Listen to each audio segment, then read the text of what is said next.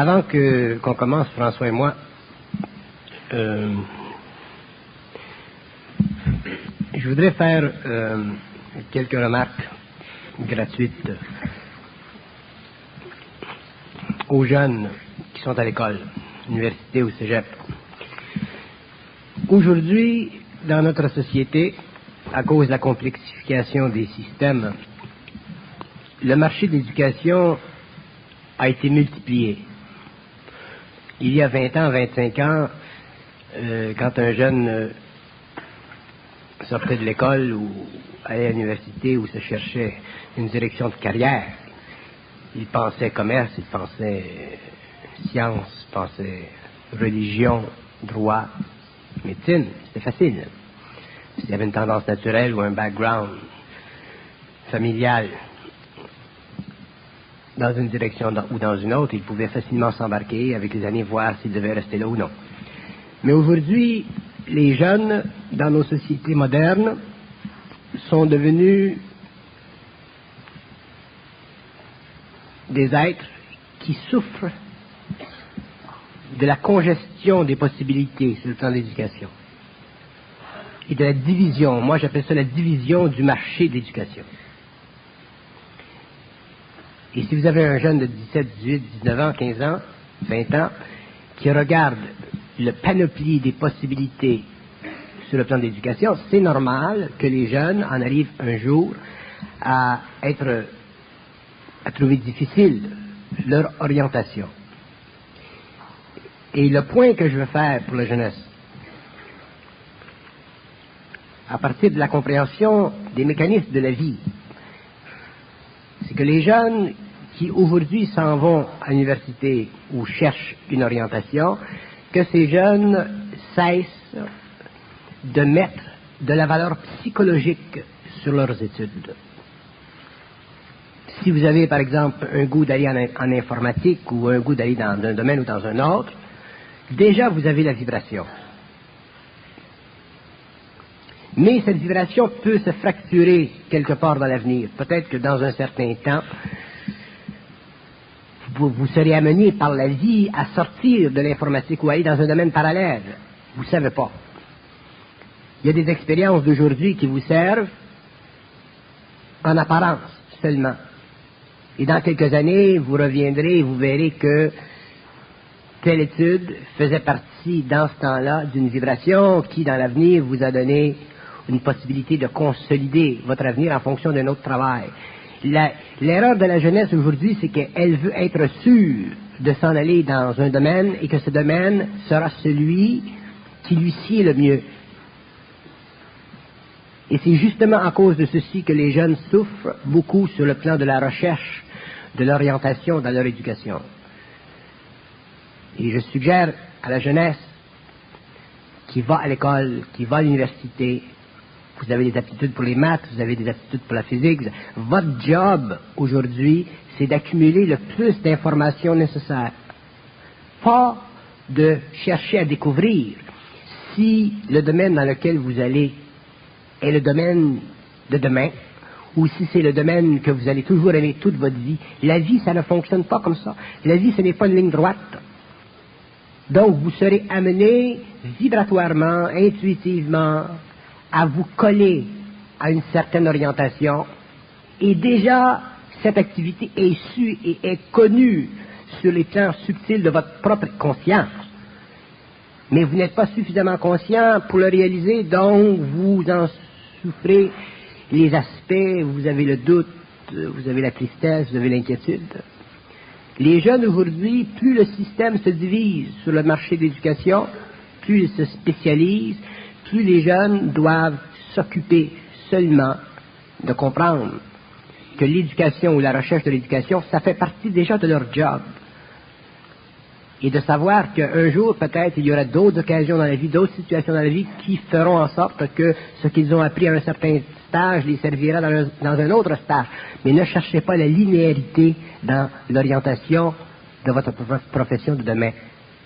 Et si vous vous habituez si vous avez des cours en informatique à l'université et que vous vous habituez à aller chercher de l'information, à emmagasiner cette information pure et simplement d'une façon mécanique et non pas d'une façon psychologique, vous pourrez diminuer cette tension de la jeunesse et vous pourrez finalement aller chercher l'information que donne l'éducation et un jour, quand vous serez prête, si cette information vous sert dans 2 ans ou dans 3 ans parce que la vibration est encore là, vous irez dans ce domaine. Si cette information ne vous sert plus, mais vous a amené à d'autres choses, vous irez dans d'autres choses. Il y a beaucoup de jeunes qui me demandent la même question, qui souffrent des mêmes conditions, et je leur dis toujours, si vous allez à l'école et que vous n'êtes pas heureux ou que vous êtes triste parce que vous n'êtes pas sûr, c'est normal. Le marché est divisé. C'est plus difficile de gager sur 50 chevaux aujourd'hui que ce l'était il y a 25 ans lorsqu'on avait seulement 4 ou 5 chevaux. Donc, occupez-vous de trouver un cheval et d'aller avec le cheval jusqu'à temps que vous débarquiez. Et si vous débarquez pas, tant mieux. Mais si vous débarquez, ensuite, il y aura un autre cheval. Ensuite, un autre cheval. La vie, c'est comme ça que ça doit être vécu. Les jeunes ont avantage à développer une nouvelle psychologie. Et ne laissez-vous pas influencer par le système qui vous donne de l'information. Ne vous laissez pas influencer par le système qui vous donne de l'éducation.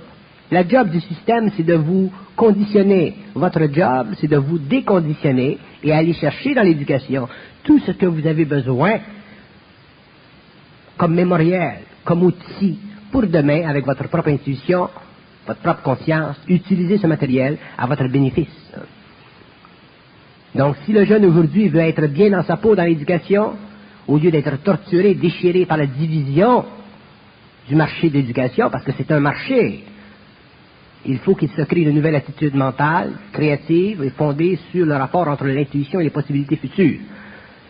Mais si vous fonctionnez simplement en relation avec le conditionnement du système, vous allez souffrir. Aux États-Unis, l'éducation, c'est une business. Et ça s'en vient de plus en plus une business. Les universités ont besoin de fonds, ils ont besoin d'argent, ils ont besoin d'étudiants, et ainsi de suite. Et on offre un panoplie de possibilités. Donc, chercher de l'éducation aujourd'hui, c'est un peu comme chercher des banques pour investir son argent. Les jeunes ont besoin de vivre la recherche dans leur orientation en fonction des lois de la vie et non pas en fonction de la programmation psychosociale d'une collectivité qui crée un marché d'éducation pour le bénéfice des grands monopoles, dont les universités, ou des grandes structures psychologiques d'une nation, qui est le mental collectif. C'est ça que je veux dire. Un jour, probablement, ensemble, moi et M. Payotte, on fera une conférence sur ceci parce que je considère que c'est extrêmement important pour la jeunesse. Il n'y a pas de raison que les jeunes souffrent comme ils souffrent et qu'ils soient déchirés comme ils sont déchirés aujourd'hui. Et la raison qu'ils le font, ou qu'ils le sont déchirés, c'est parce que ils ne savent pas comment approcher l'éducation. Ils sont obligés de la subir en fonction d'un conditionnement social, économique, mercantile, qui devient de plus en plus puissant. C'est à vous individuellement de voir et de corriger ceci. Ok. Comme dans la première partie, cette conférence sur les célestes ignorances d'un jeune cœur était dédiée à Roger Drolette, qui est l'auteur de ce livre extraordinaire qui s'appelle « Les femmes me disent » que je vous conseille. Je vous engage à vous le procurer, surtout si vous vivez une vie de couple. La deuxième partie, je vais la dédier à notre ami commun, je pense, Pierre Bishop, qui est l'auteur d'un livre très récent, intitulé « Après la mort ». Maintenant, de nos jours, ou plus que jamais dans notre société, cette société-là est affligée d'une infirmité qui a pour nom le syndrome ou le complexe de la vérité. Et Bernard de Montréal, il faut rendre à César ce qui est à César, et à Bernard ce qui est à Bernard, a été le premier à développer ce concept ésotérique moderne du mensonge cosmique. Alors Bernard, dans quelles circonstances en êtes-vous arrivé à ce développement du mensonge cosmique ? Le concept du mensonge cosmique est un concept que j'ai créé à partir de ma propre évolution à l'intérieur des sphères mentales et en fonction du besoin dans ma propre vie, dans ma propre personne, de corriger, même à l'intérieur d'une fusion, de corriger le pouvoir directif des formes pensées. Les formes pensées qui nous viennent dans le mental ont leur propre dynamique. Et le dynamisme mental de l'homme inconscient, il est créé en fonction d'une mémoire.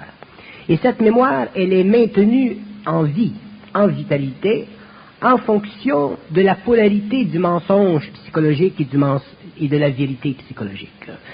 Et au cours de mon initiation, au cours de ces souffrances que j'ai vécues sur le plan mental, j'en suis arrivé à pouvoir, parce que ça prend une force intérieure pour dénoncer la dynamique de la pensée humaine. Autrement dit, j'en suis arrivé à déchirer la mémoire, à ne prendre rien pour acquis, et à concevoir et à vivre et à réaliser que la liberté de l'homme, en dehors du libre arbitre de l'homme, la liberté de l'homme ne peut être assise que sur sa capacité psychologique, mentale et émotive de s'instruire personnellement de la polarité du mensonge et de la vérité.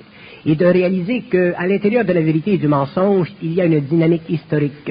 Il y a un poids, il y a un encre qui est fixé dans l'eau, polluée de la mémoire ou de l'histoire ou de la conscience collective de l'humanité, eau qui change lentement au cours des siècles, eau qui dans son changement nous donne l'apparence d'une sorte de progrès au niveau de la pensée, mais eau qui tout de même demeure toujours polluée dans ses bas-fonds.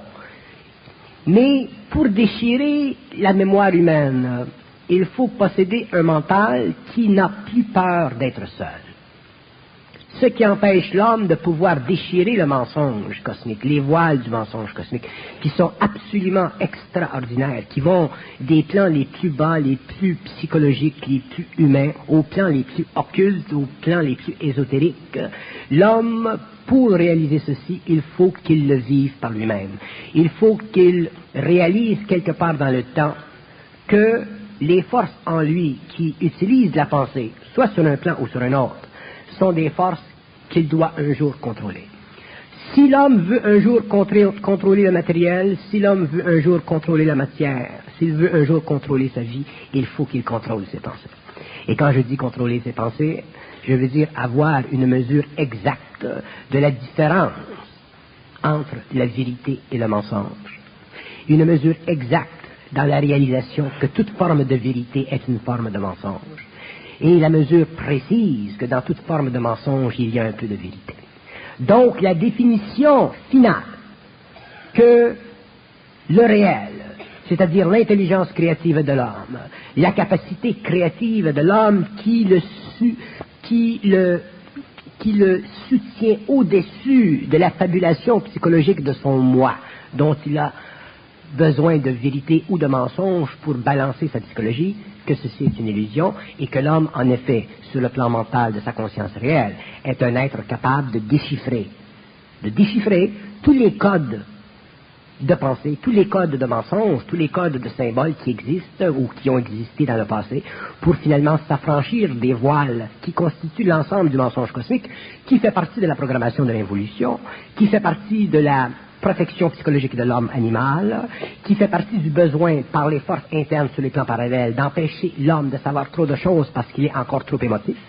Autrement dit, l'homme doit réaliser un jour que le mensonge cosmique fait partie de l'ordre des choses et qu'il est dans le fait et dans le fond la constitution même des archives contrôlées par les forces astrales à travers les différentes formes d'instruction de l'humanité pour maintenir l'homme dans la crainte d'être seul à voir par lui seul d'une façon sûre, certaine et vérifiable que par lui seul.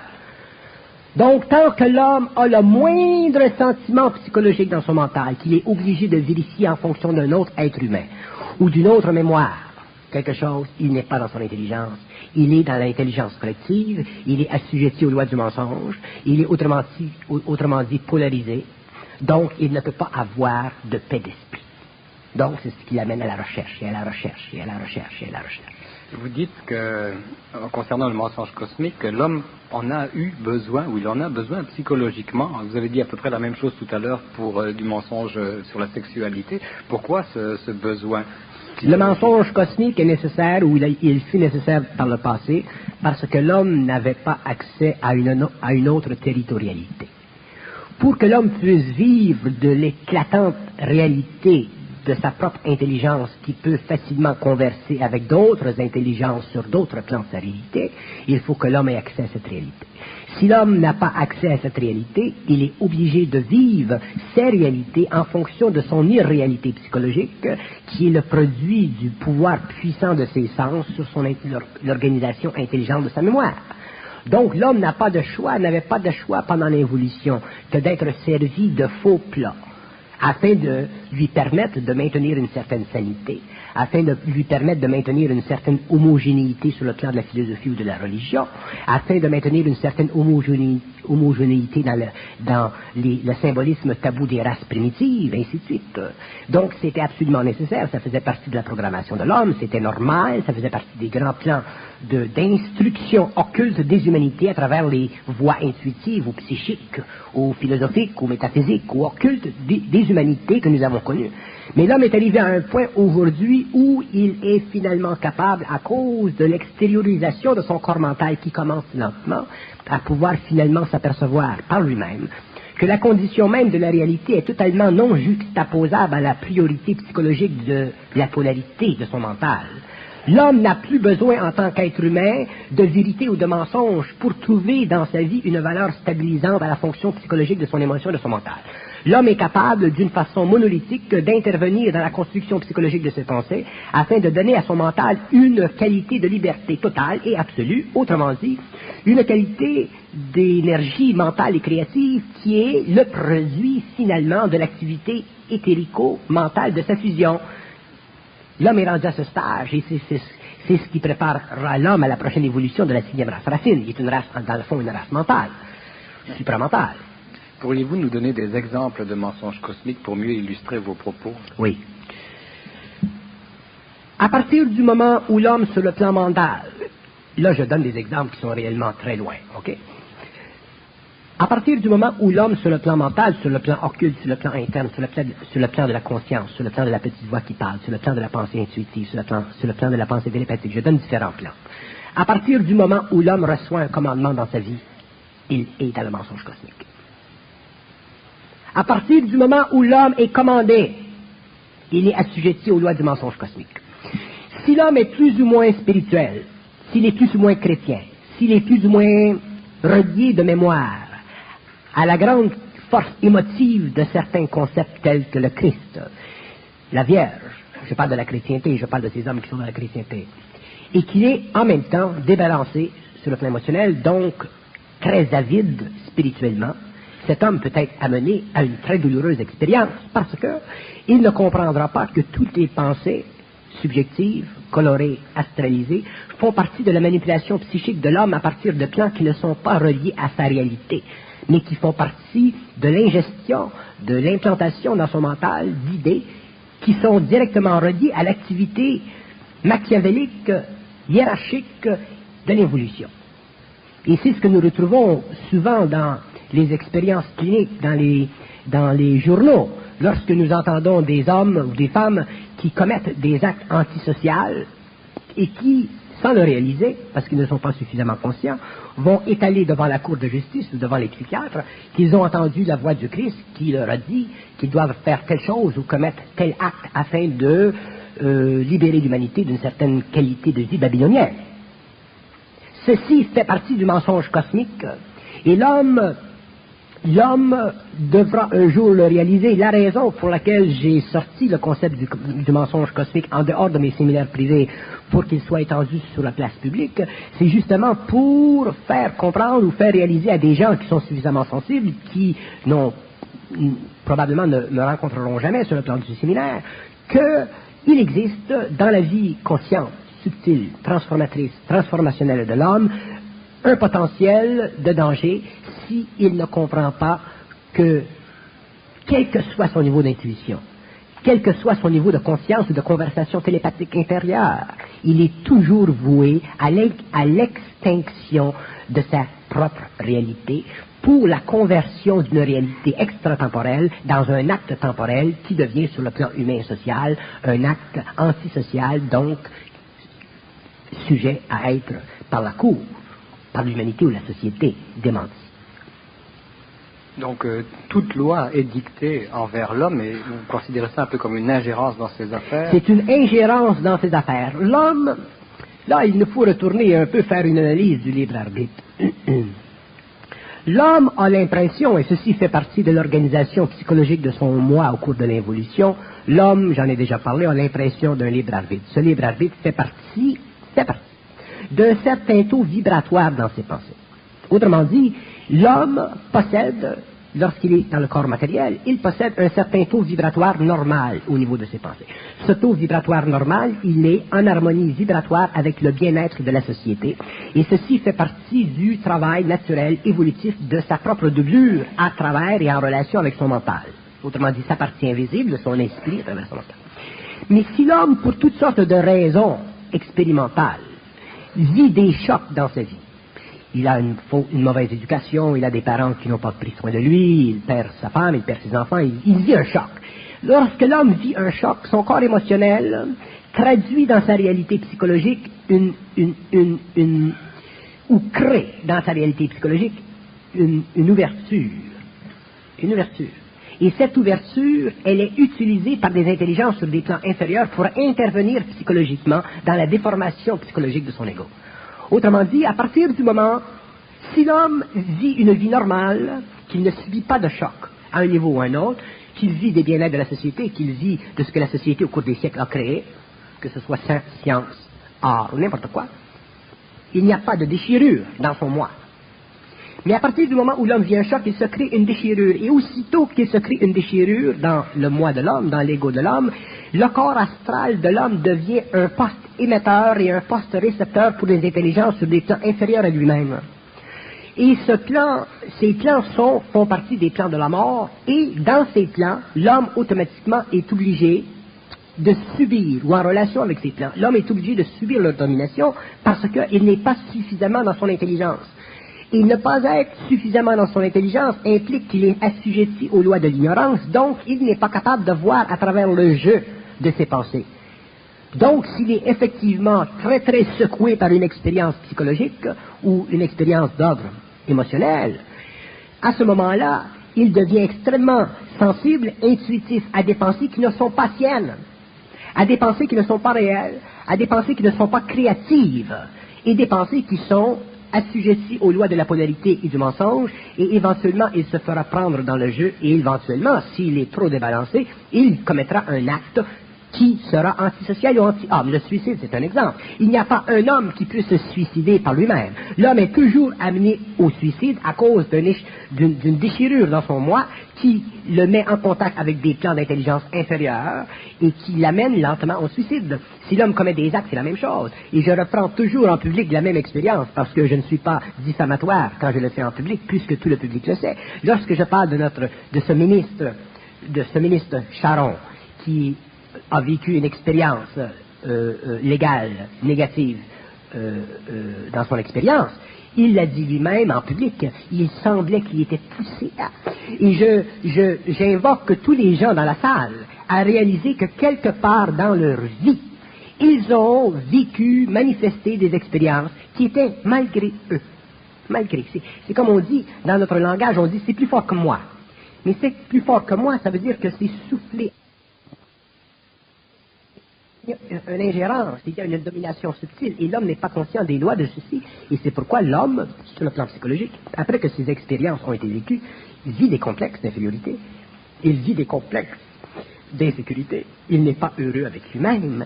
Il y a des hommes sur la Terre aujourd'hui qui ne sont pas capables de combattre cette force en eux, qui les déchire, et qui de plus en plus devient plus grande, et qui éventuellement leur enlève même le libre arbitre.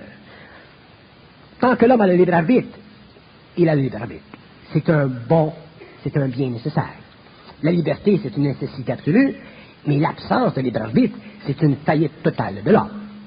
Donc l'homme doit se prémunir contre ceci et il doit comprendre, surtout lorsqu'il se sensibilise, lorsqu'il devient beaucoup plus perceptif intérieurement, il doit comprendre que lui, en tant qu'homme, doit être capable de filtrer, de mesurer, de réaliser de l'intelligence dans ses pensées.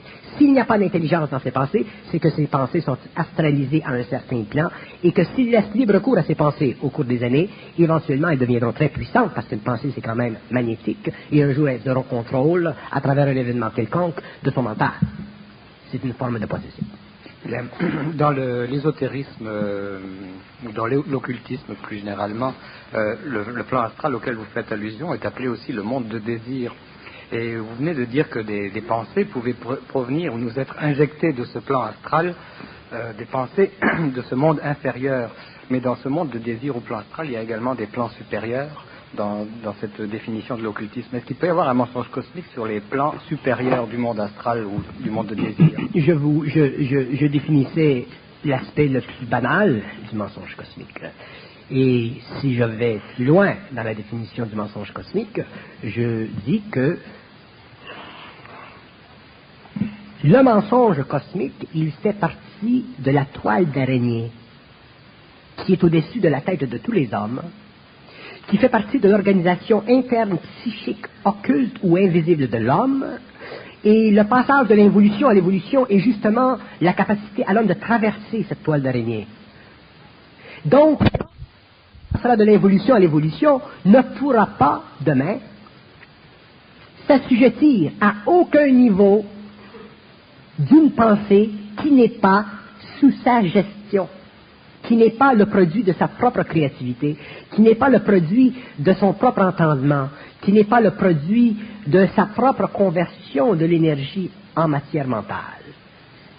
Si l'homme ne fait pas ceci, bon, je donne l'exemple. Je le donne, je suis obligé de le donner, même si je respecte énormément ces hommes. Prenons le phénomène du maître, que nous retrouvons dans les écoles ésotériques, les sectes, ainsi de suite. Le phénomène du maître, c'est un phénomène qui a été essentiel pendant l'évolution, parce que les maîtres sur les autres plans, ou sur le plan matériel, ou en connexion l'un avec l'autre, ont permis à l'homme de pouvoir maintenir un certain langage officieux entre les plans.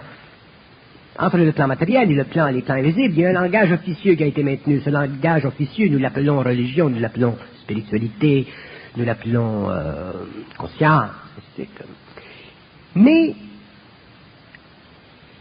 l'homme saura un jour que, même sur les plans astraux très élevés, l'entité qui est là devra un jour s'incarner pour fusionner.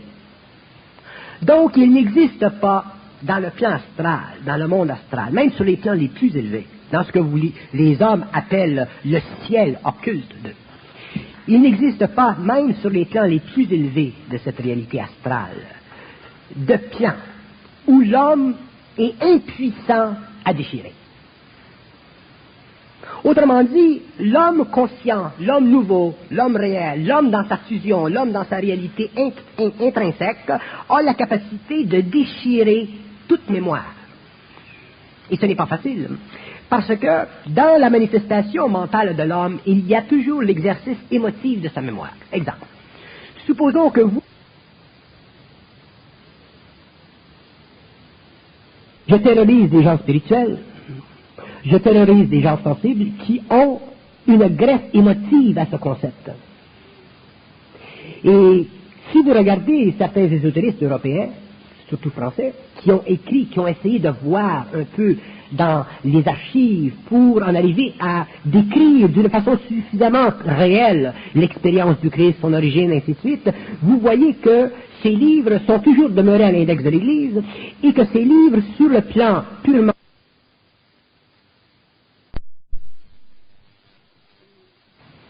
et si vous regardez certains ésotéristes européens, surtout français, qui ont écrit, qui ont essayé de voir un peu dans les archives pour en arriver à décrire d'une façon suffisamment réelle l'expérience du Christ, son origine, ainsi de suite, vous voyez que ces livres sont toujours demeurés à l'index de l'Église et que ces livres, sur le plan purement public, renfermaient des données qui, sur le plan psychologique et émotif de l'homme, sont réellement trop humaines. ou trop surhumaine dans un autre sens. Autrement dit, aussitôt que l'homme déchire la mémoire cosmique qui enveloppe certains concepts, il est obligé de prendre sur lui une certaine responsabilité. Donc, moi, si je parle du Christ, à cause d'un peu de mon personnage public, j'ai la responsabilité, lorsque je le parle surtout en public, de voir à ce que je ne crée pas de choc à la religion, que je ne crée pas de choc aux gens sensibles dans le monde, que je ne crée pas de choc aux gens qui ont une grande spiritualité vers cet être-là. Donc, je ne peux pas parler du Christ.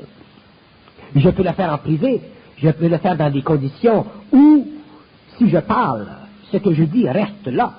Donc, je ne trouble pas le monde. Ce n'est pas mon travail de troubler le monde. Il y a des hommes, des femmes dans le monde qui ont besoin de cette émotivité mentale que nous retrouvons dans le concept christique. Donc, si nous allons trop loin dans le déchirement de la mémoire cosmique, nous entrons dans des sphères de réalité qui sont tellement extraordinaires pour l'homme que son émotivité vibre. Et automatiquement, au lieu de le servir, ça le dessert.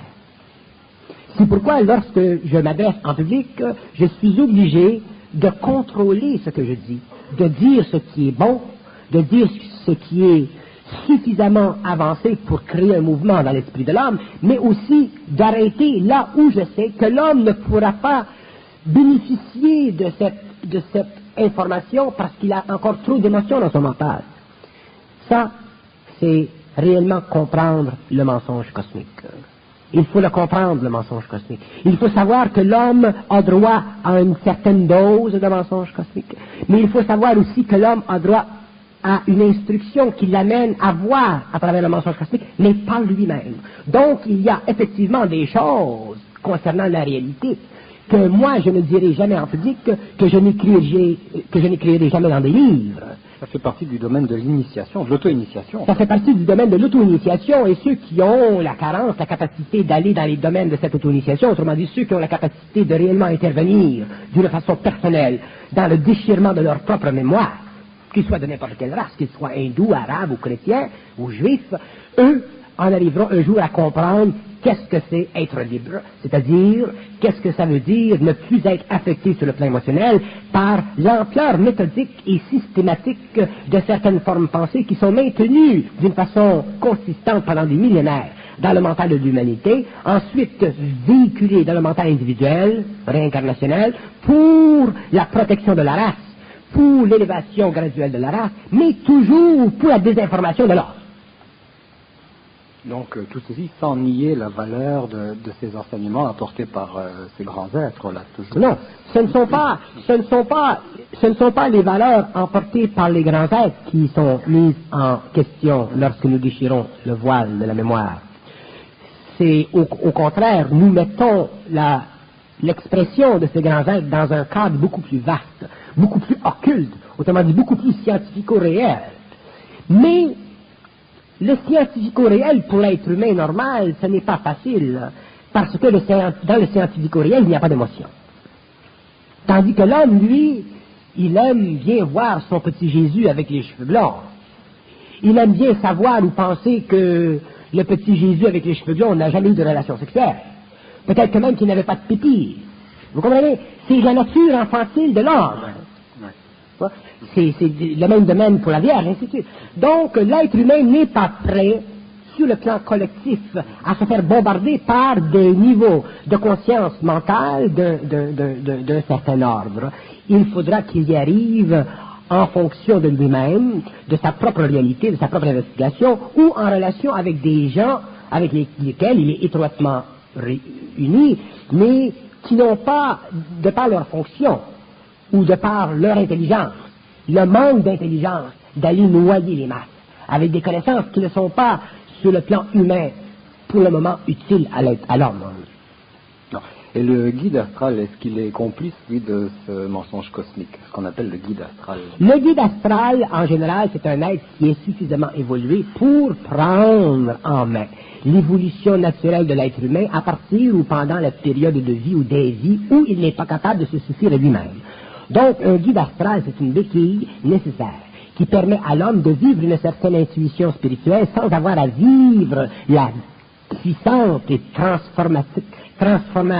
transformationnelle condition de l'initiation solaire. Une fois que l'homme entre dans l'initiation solaire, il n'y a plus de guide, il n'y a plus de maître, il n'y a plus personne au-dessus de sa tête. Donc, il est obligé seul d'envisager la réalité et il ne peut faire ceci que lorsque lui-même est prêt. Donc, il ne peut faire ceci que lorsqu'il a été amené au cours de ses incarnations par le guide astral à pouvoir emmagasiner au cours de son expérience suffisamment de qualité de vie qui puisse permettre un jour à son esprit d'intervenir directement dans sa vie sur le plan de son ego, sans détruire la fragile texture de la lumière qui coïncide avec le troisième œil.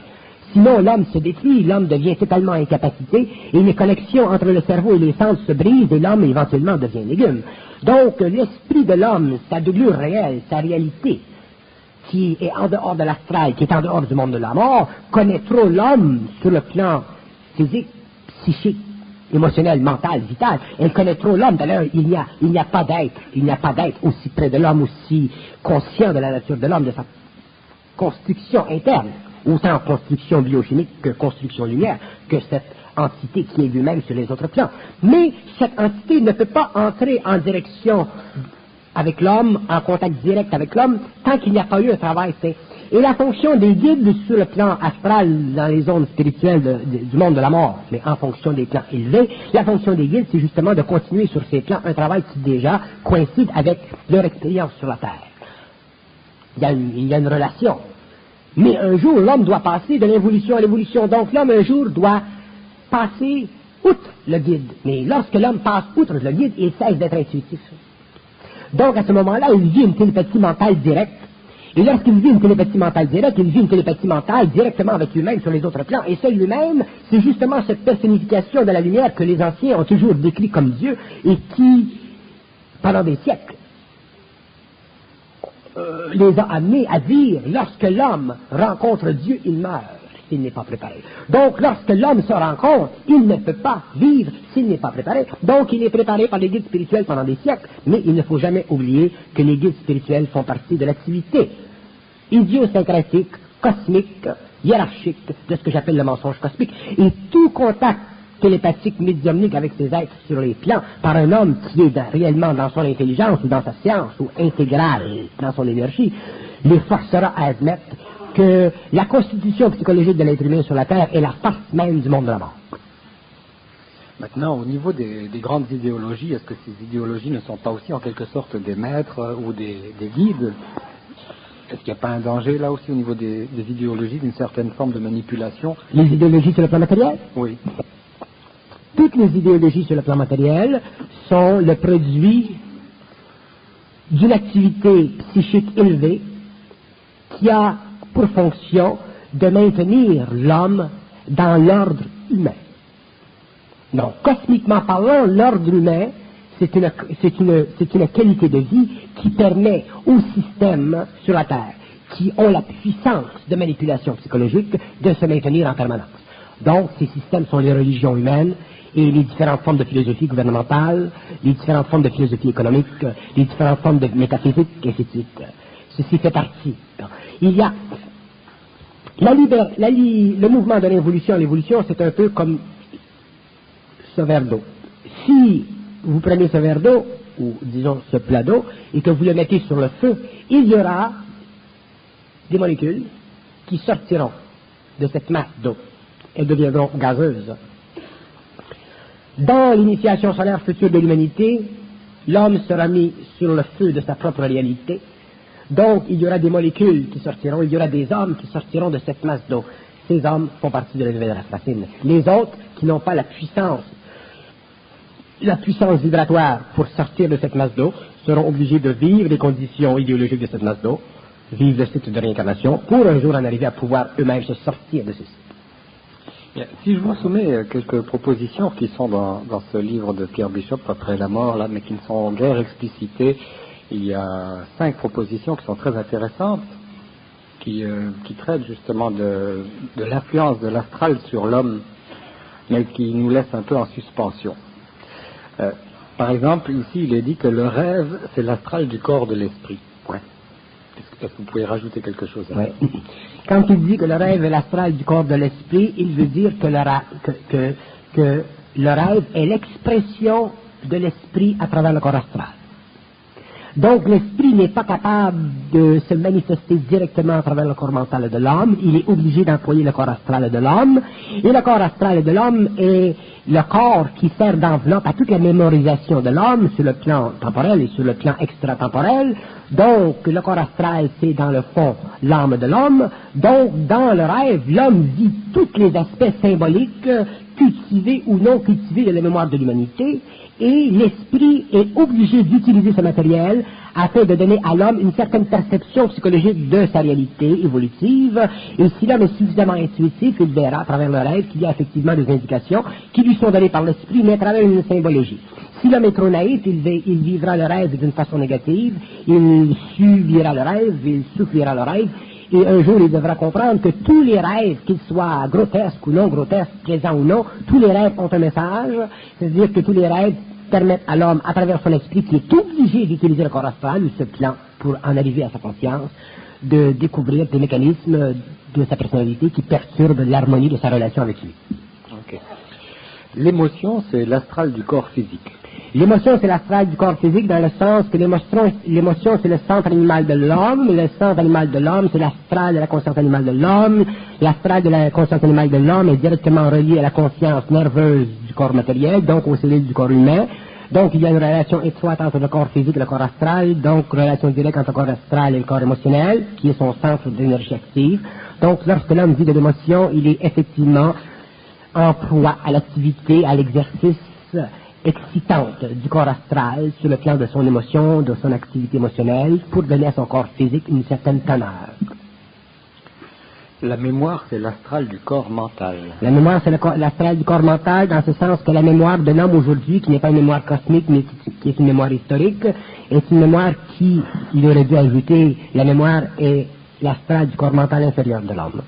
La mémoire est l'astral du corps mental inférieur de l'homme, dans ce sens que le corps mental inférieur de l'homme trempe un peu dans le corps astral.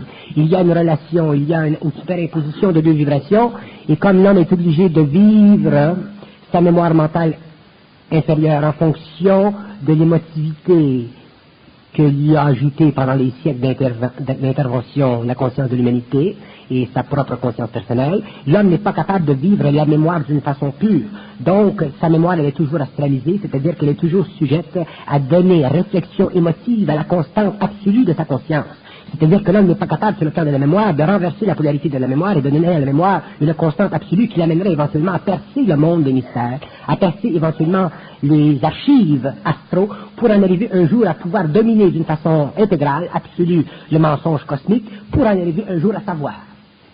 Donc la mémoire, c'est l'astral du corps mental inférieur de l'homme. Oui.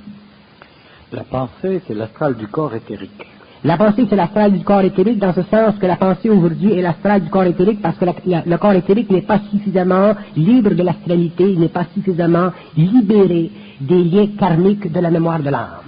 Au fur et à mesure que l'homme en arrivera à une conscience absolue, il sera capable de vider, d'être libre complètement de l'astralité de son corps éthérique. Et c'est à partir de ce moment-là que l'homme aura accès à son corps éthérique, qu'il pourra le soir, la nuit ou le jour se séparer de son corps physique, aller avec son corps éthérique quelque part dans les temps parallèles, au lieu d'être obligé de vivre la dissolution psychologique de son moi dans une rêverie qu'il ne contrôle pas, qui est le rêve. Donc, effectivement, le rêve, la pensée, c'est l'astral du corps éthérique aujourd'hui, mais demain, la pensée ne sera pas l'astral du corps éthérique, demain, la pensée sera la puissance du corps éthérique. Demain, la pensée sera le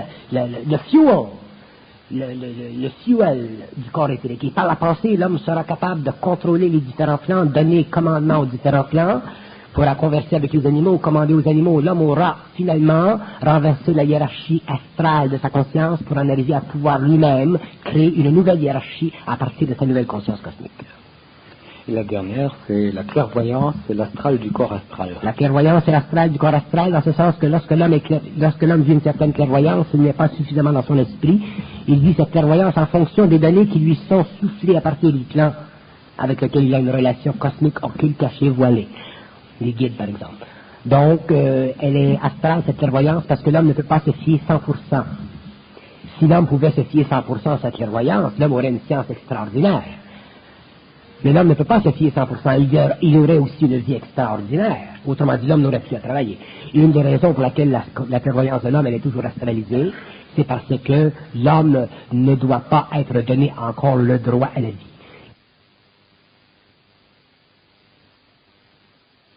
L'homme n'aura pas le droit à la vie, il sera obligé de vivre s'il est évolué d'une conscience clairvoyante astrale, et s'il est sage, s'il est suffisamment en voie ou en contact avec les nouvelles données de l'évolution, il saura qu'il doit faire attention à toute clairvoyance astrale. Une clairvoyance astrale n'est pas nécessairement négative.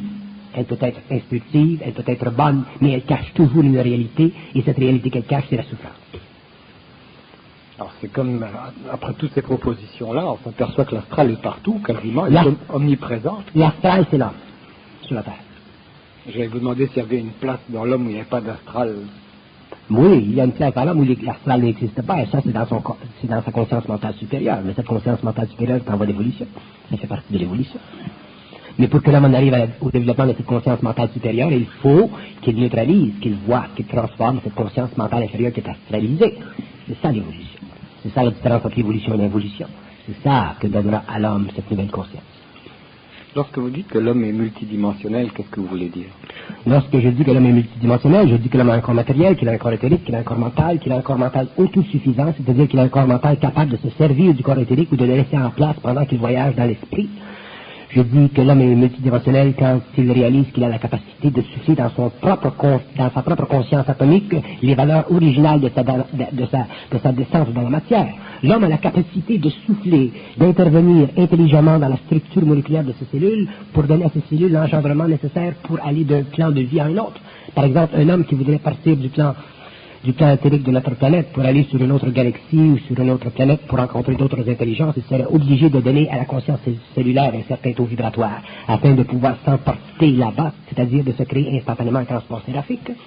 Et ce transport séraphique, il sera à la mesure de son corps mental, donc il sera en fonction de sa capacité cellulaire d'auto-s'infuser du pouvoir de son mental.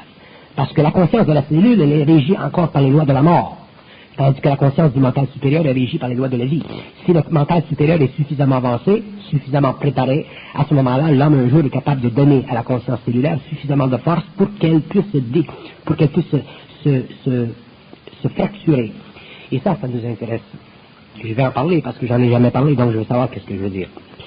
Lorsque la cellule se fracture par elle-même, sans être fracturée par les lois de la division, au lieu de se fracturer dans une dualité, elle se fracture dans une unité, mais supratemporelle. C'est comme si vous preniez une cellule, elle se sépare en deux. Quand elle se sépare, elle devient deux parties identiques, mais à partir du moment où ce travail est fait dans le mental de l'homme, ou à partir du mental de l'homme, au lieu que vous ayez deux parties dans le cellulaire, vous en avez une troisième, mais la troisième n'est pas vérifiable sur le plan planétaire de l'homme. C'est-à-dire que l'homme ne peut pas se voir dans une corporalité éthérique. Et c'est là que commence le mystère des éternels. Les éternels n'ont pas la capacité de se voir dans une forme éthérique parce qu'ils sont trop élevés. Et la raison qu'ils ne sont pas capables de se voir dans une réalité éthérique, c'est parce que, au cours de leur évolution, ils ont réussi finalement à détruire toute souvenance, c'est-à-dire qu'ils ont réussi à détruire même le besoin cellulaire de l'autogestion de la conscience du corps matériel sur les autres plans. Donc ces êtres sont allés au-delà de l'immortalité, ils ont renversé les lois de l'immortalité, donc au lieu de se servir de l'infinité pour entrer dans la dimension temporelle de ce que nous appelons Dieu, mais qui en fait représente la lettre, ils ont commencé à pénétrer lentement dans des mondes qui n'ont jamais été visités par aucune intelligence, aucun être et aucune réalité pensante sur aucun plan. Donc ces êtres sont totalement dans le noir de la lumière. Ils sont dans un noir de lumière tellement vaste qu'ils ne sont pas capables de se voir. Mais c'est parce que la lumière est tellement haute en vibration qu'ils ne peuvent pas percevoir où ils sont dans le cosmos. Et ça, ce sont les éternels. Et si nous allons encore plus loin dans la réalité des éternels, nous découvrirons un jour que les éternels, ils sont très peu. Il y a très peu d'éternels. Mais les éternels sont des êtres qui ne sont pas ce qu'on appelle des intelligences. Ce sont des principes.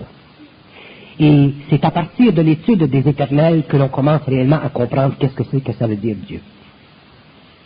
Mais ça, je ne vais pas m'avancer là-dedans parce que ça n'arrête pas. Mais de l'autre côté, c'est très intéressant.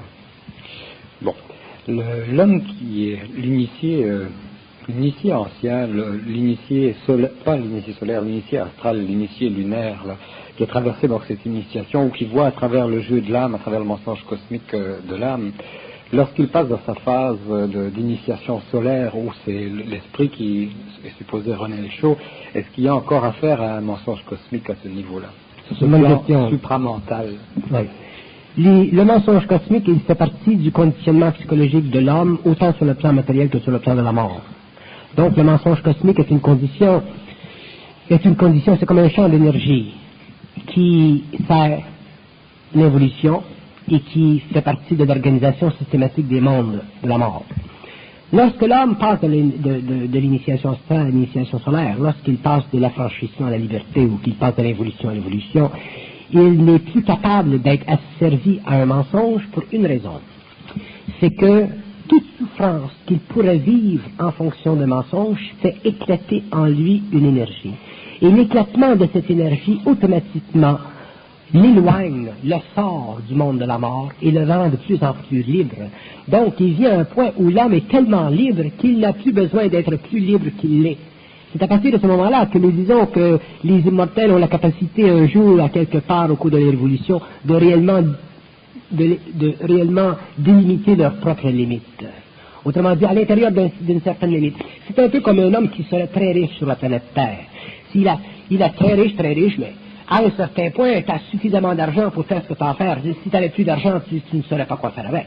Bon, donc, sur le plan de l'immortalité, de l'évolution, du mouvement de la conscience à travers le corps éthérique, c'est la même chose. Il y a un point où l'homme est suffisamment libre, il a suffisamment de liberté, qu'il n'a plus besoin de souffrir et qu'il n'est plus capable de souffrir des conditions antérieures. S'il venait à passer une autre initiation, si l'immortel venait à passer une autre initiation, ce serait au niveau du corps des Melchisédek d'établir ces initiations, et ces initiations seraient très très différentes, mais ces initiations ne sont pas courantes dans les archives cosmiques de la planète aujourd'hui. Donc il faudra que l'homme, ça fait partie du secret de l'esprit avec le corps matériel, mais ça fait encore partie de l'évolution future de l'humanité. Je ne peux pas dire qu'il n'y a pas d'initiation pour les immortels, pour passer de l'immortalité à l'éternité, mais je suis sûr que ces initiations ne sont pas de la même sorte que celles que nous connaissons. C'est-à-dire que ces êtres-là ne vivent pas de la souffrance dans le sens que nous vivons. Mais ce qui serait pour eux de la souffrance, ce serait une extrême accélération dans le temps. Et cette extrême accélération dans le temps serait un test pour la substantialité de leur transport séraphique. Donc, si leur transport séraphique est suffisamment solide, suffisamment bien construit par leur propre lumière, ils pourraient traverser ces zones de temps et se retrouver dans des dimensionnalités spatio-temporelles qui ne font pas partie de nos mondes, qui font partie de leur monde, et ce serait une initiation. Mais ce serait une initiation qui serait plutôt scientifique que psychologique. Il nous reste 1 ou 2 minutes pour conclure ou pour terminer. Il a été beaucoup question dans la première partie de la femme, de son rôle dans la société, etc. Et puis j'ai eu l'impression qu'elle était un peu malmenée peut-être par les récits bibliques, etc. Il serait donc bon peut-être de la rebalancer. Que pensez-vous? Pensez-vous qu'il serait possible de mettre fin à l'équilibre de la terreur qui existe aujourd'hui dans le monde avec l'armement atomique, etc. Pensez-vous que ce ne serait pas une solution si les femmes demain se mettaient toutes en grève de sexualité pendant 2 ou 3 mois pour faire des pressions sur tous les gouvernements? Pensez pas qu'ils auraient le pouvoir, là? Tout ce que je peux vous dire sur ceci, c'est que je sais que ça ne se produira pas. Donc inutile de demander la question. Alors la balle est dans votre camp. On vous remercie beaucoup, Bernard de Montréal.